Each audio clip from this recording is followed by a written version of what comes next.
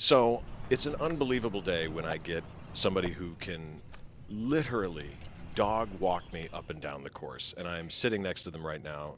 Uh, Mariah, thank you so much for joining me today. I appreciate it. Thank you. Well, we haven't actually hit the course yet, so. Well, I've seen you swing. Okay. I've seen her swing. I've seen my swing. I don't want to see my swing anymore. Do you film your swing? Do you actually I like? do. Yeah. And how is it watching it for you? I feel motivated when I watch it, but it's almost comical because I'll play a horrible round and I'll say, okay, someone pull out their cell phone and record me because it's going to get that much better once the camera's on. You are one of the lucky ones. I think most people, when the camera turns on, they get gun shy. Yeah, You know what I 'cause- mean? Like the swing thoughts go into your head, and that is the most disruptive part of golf for me. Is swing thoughts. How is it you get through that? How is it that you do that? Like what do you do to clear your mind? Swing thoughts are tough, and that's one thing I struggle with. I played college golf and really struggled with the mental side of the pressure of the tournaments. So swing thoughts are really hard. I know, in studying this, and partly why I started my podcast too, is because I want to understand more the psychology behind it, and really enjoying a golf round, making golf fun. So I know, based on what we know about mindfulness, it just helps to recenter yourself, focus on something else, like look at the beautiful tree or the view or something, just to kind of realign what your motive is for the day, and going back to a motive.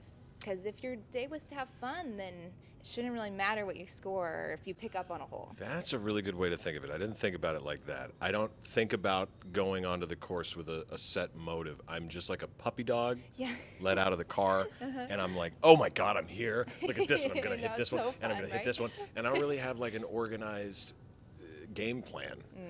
But when I do, when I'm playing with people that I want to destroy, Yes. a couple days before I go out and I practice, and I'm like, okay, this is what I'm doing, and in my head, I'm coming up with an idea, Yeah. but I don't have like an Ichiro Suzuki, step up and do like a certain thing every time. Do you have, when you approach the ball, do you step up and do a same thing every time? Yes, I should anyways. That's the pre-shot routine. And if I didn't do that once in junior golf or college, I was going to get yelled at for it, because everyone knows that just really helps clear your mind and your nerves. You just do a checklist, and it's building a really good habit. And we know Right. that in life too. Like if you have a routine in the morning, you just trust that routine. Ultimately, the day kind of just falls better into place because you followed the routine. I have ADHD so bad that routines evade me. But so what is it like a step thing, thought, look at thing? Can you even mimic it? I'm without the club. Oh yeah, here. I mean, yeah. We definitely can. Okay. So everyone's a little different. So you do have to trust it, lean into it, but I would recommend writing it down and having like a visual of your checklist. So first you want to assess, like, I like to put down the ball first. If it's on the tee box, for example. Right. We're on the tee box, I like to assess like where I'm going to put my ball down, because that's the easiest thing and it can be out of my mind. Got it. So look at it, make sure it's flat, put the tee down. Then again, we're stepping up to a par 4, Right. first hole of the day. Right, Let's just say right, that. right. So the ball's out of my mind now. Then I'm looking down the fairway and I'm going to pick out a target far in the distance, because I want to see that ball flying through the sky. Right. So not on the ground. I don't pick the pin. I pick something that lines up really nicely to where I want the ball and where I want to be hitting my second shot. Interesting. So like almost in the like above the eye. So not the pin directly. Like you're just like, get it there. Yes, get it there, like a tree way far in the distance, because I like to see the ball flight. Yeah, exactly. Okay, like okay, that. keep going. You're got blowing it my in your mind. head? Yeah, Okay, yeah. Good, yes. And so having that target far in the distance, I like to pick a teeny tiny little target, like a leaf in a tree that's miles away, Yeah. if I can see that far. I don't know how far we can really see. Yeah, but yeah. I'm with you. I'm with you. I'm there. My ADHD's kicking in now. Sorry. She's like, the leaf. Well, the leaf could be brown. Yeah. All right. So you pick out your target line and envisioning where you want to hit your second shot, because I want my ball to be landing somewhere safe for me to hit my shot into the green, ideally on a par 4. And once I have my target line set, then I'm visualizing that target the entire time, like in my mind, as I work through just one move. Right. I know nowadays a lot of pros are just like doing a little move. They're not actually like doing a full swing. So if you want to do a full swing, go for it if that's what, it's more comfortable to you. But usually it's just that one feel that you're holding on to during your actual swing. Right. So I do that behind the ball, still eye-lining like the target there, like keeping that target in my mind and looking at it, and I do that feel that I want to feel when I'm actually making impact with the ball. Right. Then I kind of take a deep breath, exhale, walk up to the ball, line up the club face first, then stand up to get my stance, and then at that point I just kind of rely on that feel, and the whole time visualizing that one target that I have. No extra swings there. Just like you got the little swing, you got the feel, you step up and you do it. Because I'm seeing a lot of pros and a lot of the good creator golfers do that too. Yeah. And I love that. I do so much better I get one swing and I'm like, oh, okay. If it hit back here or if I made it, I'm like, well, you'll correct it. You now know where it is. Yeah. And it's almost an exercise in confidence. It's almost like you're telling your body, hey, we've been here before. Yeah. Right? Definitely. And I was going to say my swing process is to step up and then imagine where it's going to go, and then imagine all the people who told me I couldn't do things, and then now start to doubt myself. Yes. And the cyclical thoughts come in, and then there's finances. Yes, exactly. And what how much this shot is costing you right now? You're like, if I duff this one, it cost me $4. Just lost the glasses, and it doesn't no. matter. I'm gonna get these because I'm gonna forget them. That's how stressful it sounds. I like didn't you even stand realize over they the were ball. there. It is stressful, but it's because I don't have a swing process. And the number one problem I see a lot of my friends have is what you just talked about, which is no offense, golf family, this is in the world of physical difficultness, this sport is not, it's not like lacrosse. Yeah, It's yeah, not, long distance swimming or something like that. We're in a cart most of the time, we're walking, and in a nice day. Yeah. So what's happening is up here. Yes. And so I see a lot of my friends who were way better athletes than I were, way better, lose to me in the back nine. And I always call it the back nine mentality, which is like, I play better on the backside than I do on the front side. Same.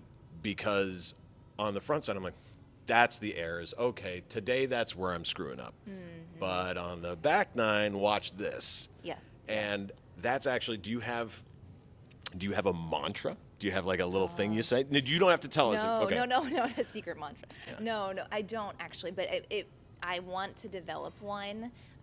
Well, okay, maybe I do. It's honestly to stay in the moment, to be present. That always is so much better. I score so much better when I'm present and not thinking about the next shot or trying to get to that back nine.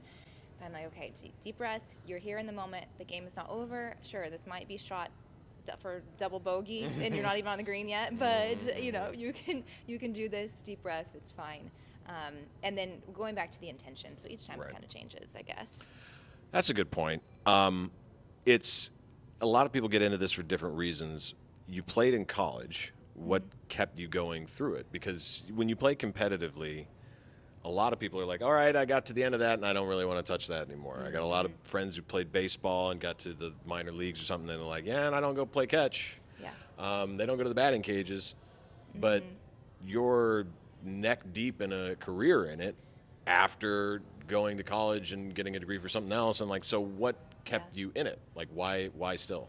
Yeah, that's a great question. And whenever that gets brought up too, as far as my college golf experience, I apologize publicly to my teammates because I was so burnt out. So sorry, guys. Totally burnt out. And thankfully with NAI, there wasn't a ton of pressure. I just self-imposed the pressure. But it just gets to the point where you get a little tired and you've been doing it and you've visited and traveled to the same places, for 30 years in a row. And so I did get burnt out and I went straight into teaching elementary education, which took up all of my time. Didn't play for a while. I'm sorry. You went from golf in elementary education. I think we're finding a common pattern here, which is you have to have a lot of patience to play this game. Maybe. Holy cow. All right. It's funny. Yeah. Not to derail us, but going back to the athletes that, that play and are finding golf so addictive now is the mental challenge of it. And they have to turn off their adrenaline. They really have to be able to, I guess not turn off, but control it. Whereas, football, lacrosse, all that, you can use that adrenaline to, power you through whatever the next shot is or whichever. And, you have a team to kind of amp you up a bit. That's such a good point. And not with golf, you want to like steady yourself. Yeah, it's embarrassing to me that every single time I watch my videos back, and I'm like, all right, you can see me grimacing and going into baseball or tennis. I was a attempted baseball player, a good tennis player, but those sports require a lot of like, like that kind of. Oh, yeah. Today on your course in Bel Air, the first tee shot, I was like, just get it in the fairway, right? Just get it in the fairway. And so I took a practice swing, no driving range, and it went 275. Wow. Yeah, wow. On the green right. or past No. it? No. Okay, It's your first one. So Yeah, it's it's just a little like, longer. it's a little longer. And I was like, oh my. So the next hole that I had a driver opportunity, what did I do? And yanked it left, and then I'm like, no, that's not what I was going to do. The next one, I again swing out of my shoes. It does a fade and ends up right, and that's okay position. But in the sand, you guys have great sand at Bel Air, like the fluffiest, It like is so marshmallow. kind of frustrating, but it's pretty. Listen, when you come from LA golf or Seattle golf, where it's just either mud yeah. or concrete, but when I try to muscle up, it does not work.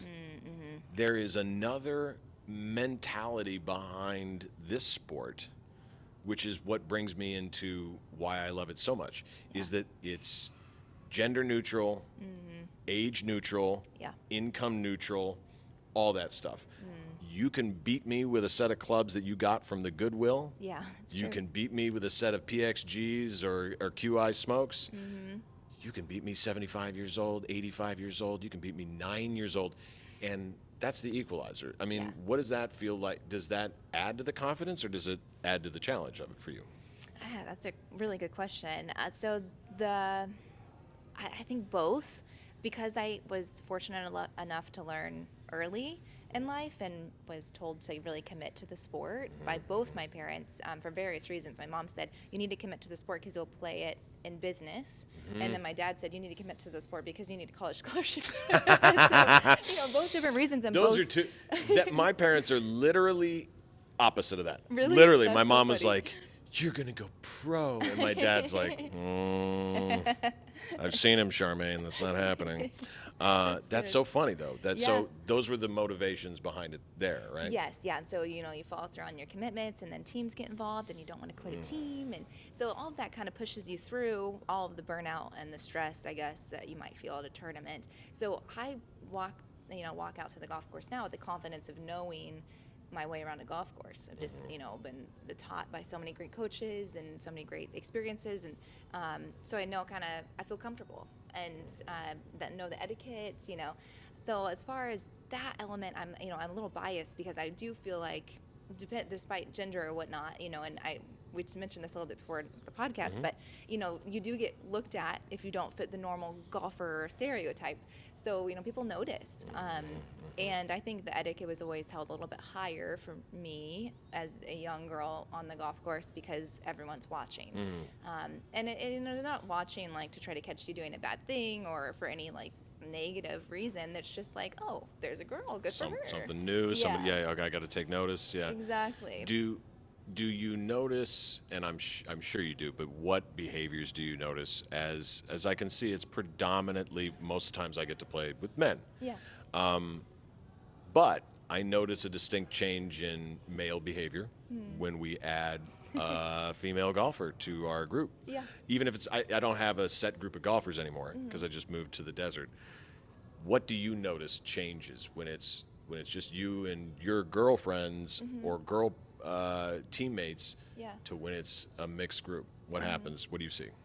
Yeah, I mean, from a girl's perspective, I don't think much really changes outside of a lot of marshals and staff that are a little bit older and maybe fit the stereotype of maybe our grandpa will always be like, oh my gosh, he's so cute, he's been so nice to us. Like, so there's that I see, obviously. Got it. Usually they're so helpful and they want to make sure we feel welcome.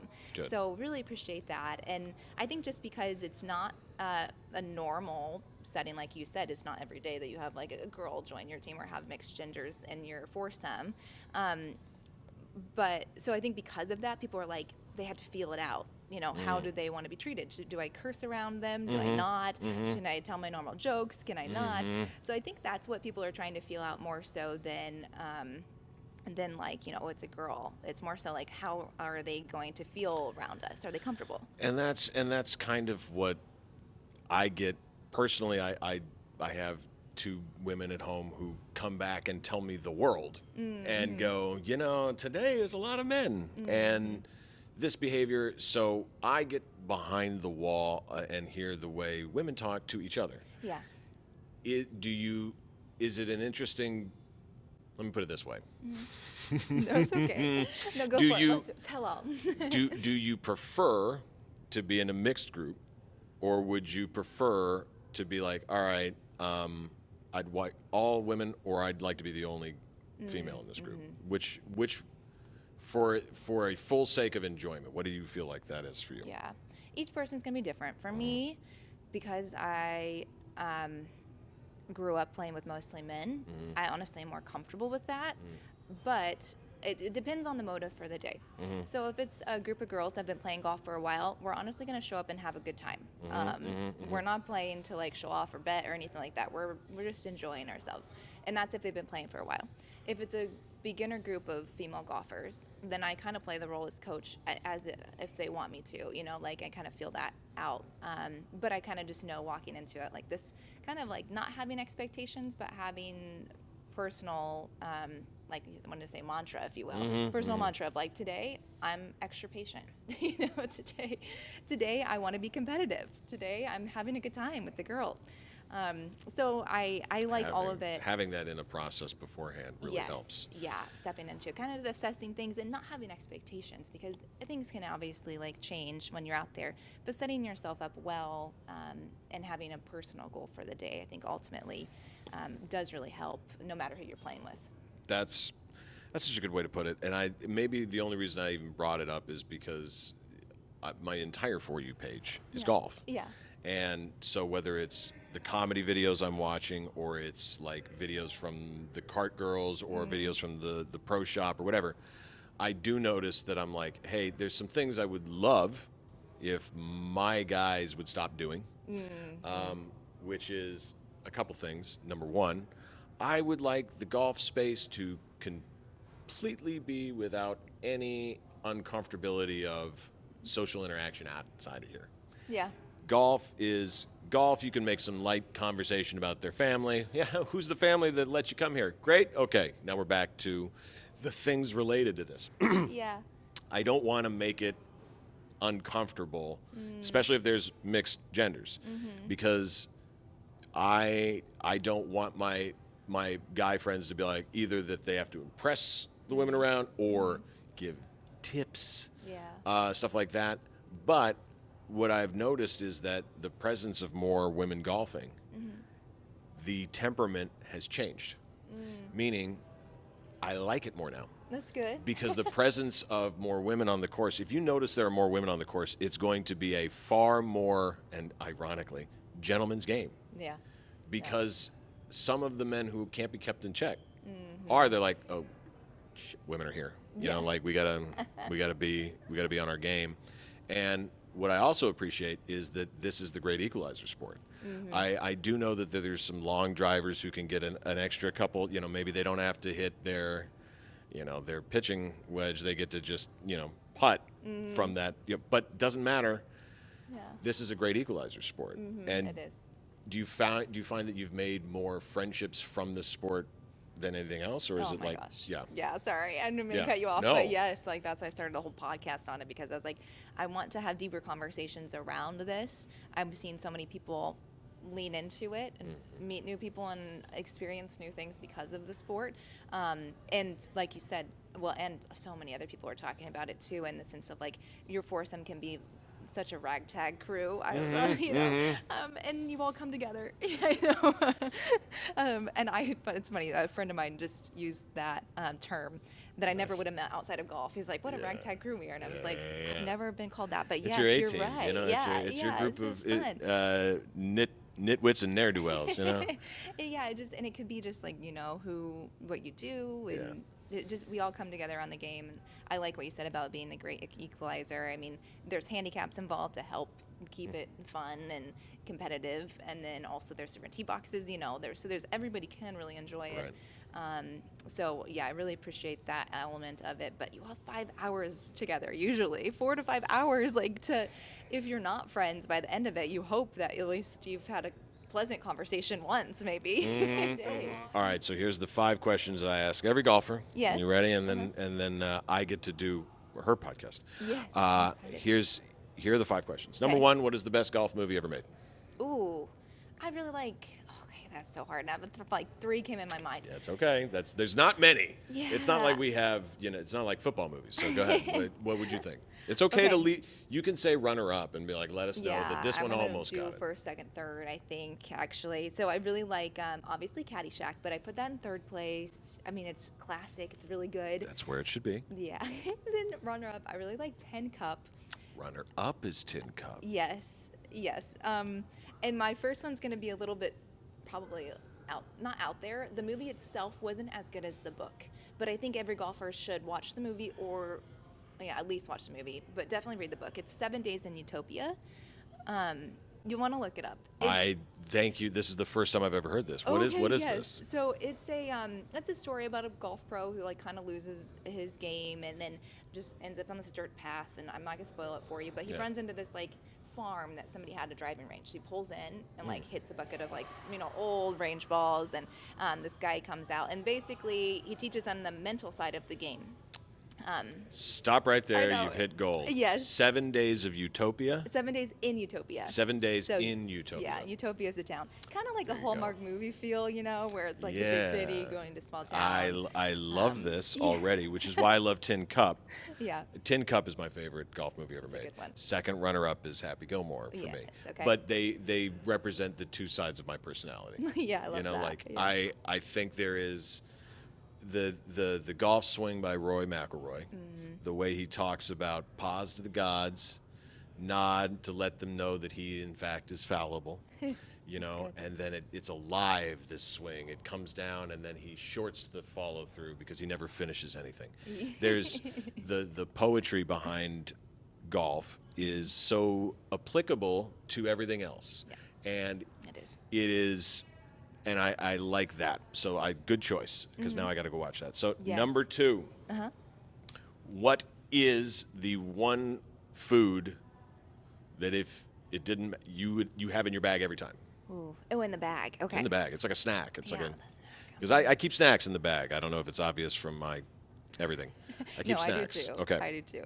And it was funny in college. I'd be like, I'm ready for my marathon buffet, pulling out food, all 3 days of competition. It's what it feels like, always snacking. That was the best part of collegiate and high school sports, is that the coaches would be like, listen, I'm going to need you to pack in all the spaghetti. And you're like, you got it, coach. Exactly, right? Non-stop eating. Now it's an eating problem. Anyway.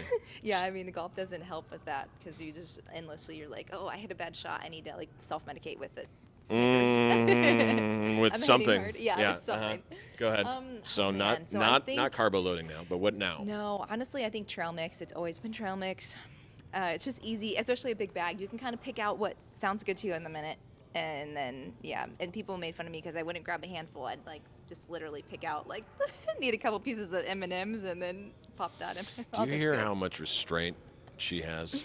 Literally, let me let you know what the number 1 is. What is it? Uncrustables.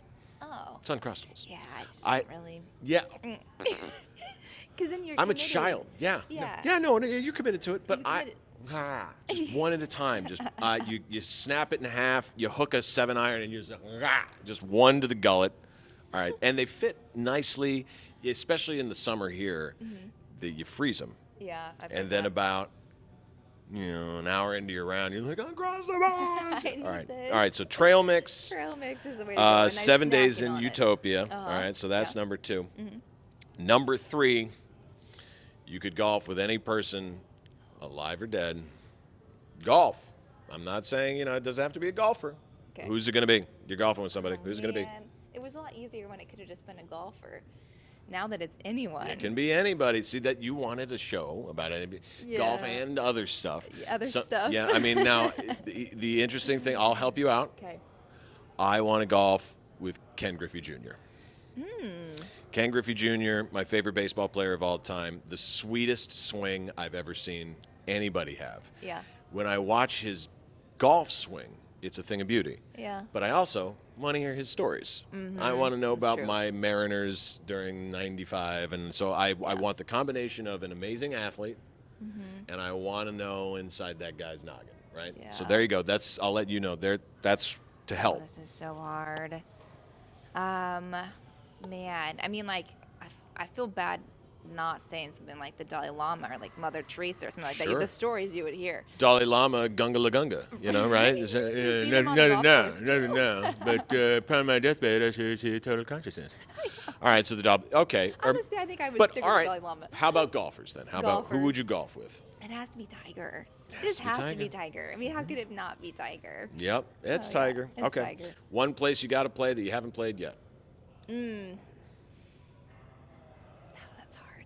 I have not played Pebble Beach, and that's actually I like a pretty realistic one I want to. It is So- realistic. You can get so on I Pebble Beach. there, yeah. And just windy, right? But Wendy, exactly. Yeah, and when we get on, well, she's, better than me.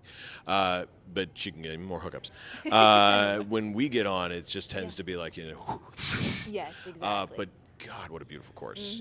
California, man, it's hard to compete with California and their golf courses, but I think Carolina does. Carolina's great. Carolina's course is on the other side of the Myrtle Beach, yes, golf mecca. it is true. Yeah, Hilton Head, my goodness. I want to play Augusta someday. I know I'm just That's lying true. to myself.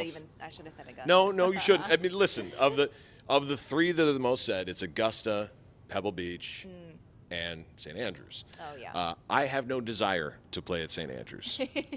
I am colorblind, and every time I look at that course, I'm like, Yeah. where's the fairway? Yeah, that could I don't that'd even be an see it. issue. I don't know what it's going on. It just looks like a bunch of rolling hills.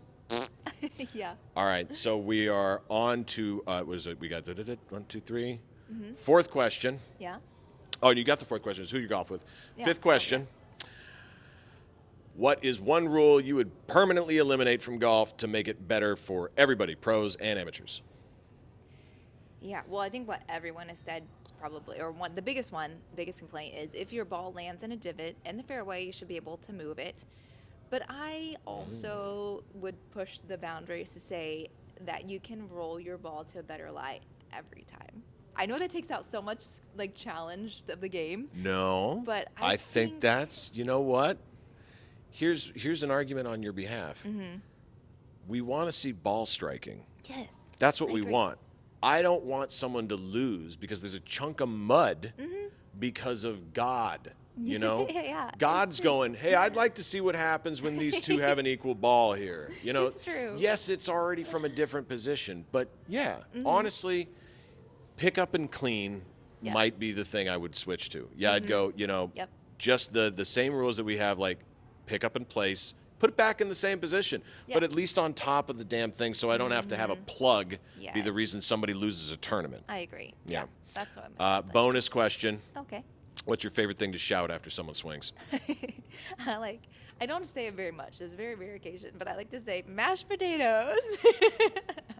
That guy wins again. Whoever said mashed potatoes, you have started an entire industry. Clubhouse adjacent, I'm looking at you guys. That's good. Country Club adjacent, I should say. I'm sorry, I was, whatever. Thank you so much for taking some time today. Visit her, follow her online. I've tagged her in all of this. And also, Bel Air. Yeah. I know. Unbelievable. Close to my heart. Of course. It is as close to what I would always imagine the country club that would allow me in. Oh. You know what I mean? Oh. You know what I mean? I don't know if you guys know what I mean by that. Like, country clubs are great places. They give you an opportunity to do stuff, but there's always a little bit of. Yeah. And I hate that. Bel Air today, your staff, I went in and they were like, I golfed so quickly. I golfed by myself in I like an hour, 45 minutes, gosh. tops. And I get done and they're like, you could have taken your time, man. Oh. I was like, oh yeah, no, there's just no one there. And they're like, we could have golfed with you. I was like, oh, like no one says that. No one at the pro shop is like, dude, we'll send someone out with if you want. That's really cool. great. So visit them. Thank you. I appreciate Yeah, you. thank you. This has been really fun for me too. Yay.